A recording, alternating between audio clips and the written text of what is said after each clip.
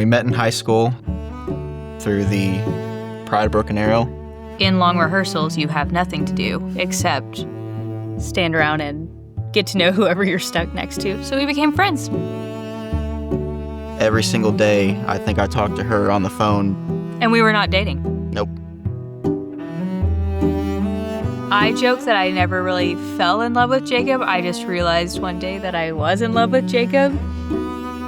She's like my best friend. That's like the biggest thing. That was really sweet.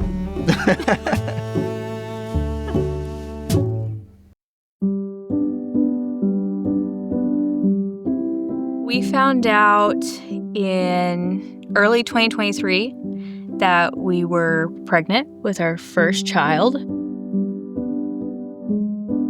Jacob was really excited about having a girl, and we decided to name her Mia. We went for our 20-week anatomy scan where they kind of go in depth, looking at the baby, making sure everything's good. And we found out that Mia had a brain abnormality. A large portion of her brain was not there. That kind of changed everything.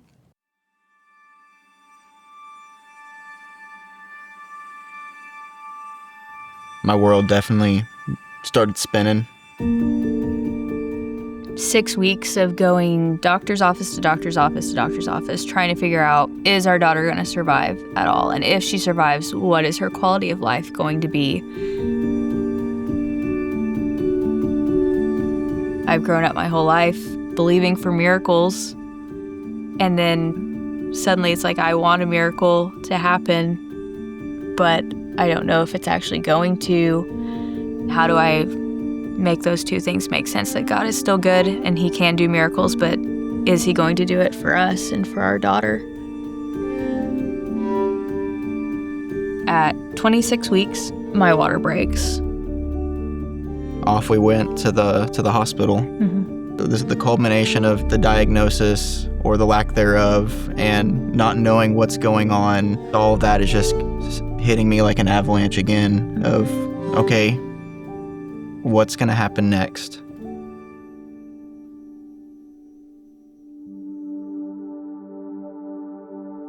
When Mia was born, we didn't hear her cry, which is never a great sign. She never took a breath. It was clear, like, she wasn't alive. It sunk in. This is the only time we're going to get to hold our baby. It was some of the most pain I've ever felt.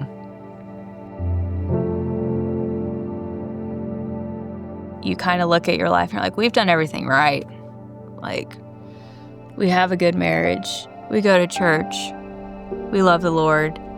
And there's a little bit of anger of like, well, this isn't what we deserve.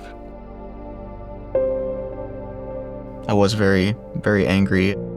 That's hard to reconcile with faith at times, especially when that anger is all you feel.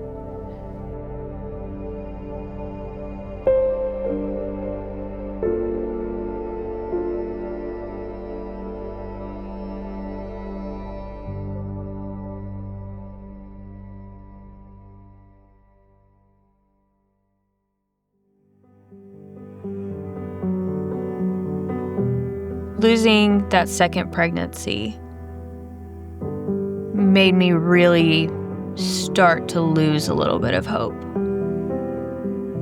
I felt like we're never going to be parents. There was conflict of here's what I know is true and yet I don't see it happening. It's really easy as Christians to think that there's a perfect way to get through something hard, that you shouldn't struggle and you shouldn't have emotions in the midst of it. Like, we truly had every emotion in the book. It's okay. Like, God doesn't judge us for that. He gets it. I think one of the feelings in the midst of all this that I didn't expect to have was gratitude. Not that we lost our daughter, but I'm grateful that we had this experience with the Lord in the midst of it.